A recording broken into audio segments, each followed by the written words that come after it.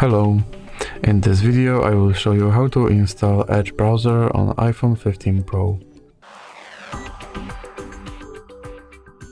So you have to start with opening App Store and now click on search bar and type in Edge and click search. And now click here on this application and click here to install.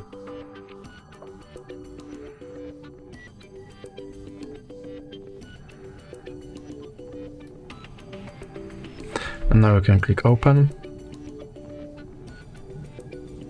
and you can decide if you want to allow Microsoft Edge app to use your location or not. And now you can click skip introduction. Here you can customize your homepage, or you can click not now. Now you can sign in to sync your data, or you can click not now. And now you can make your Microsoft Edge your default browser, or you can click not now. And here you have to confirm your data and privacy settings. And now your Microsoft Edge is set up. So that's it for this video. If you liked it, please remember to leave like and subscribe.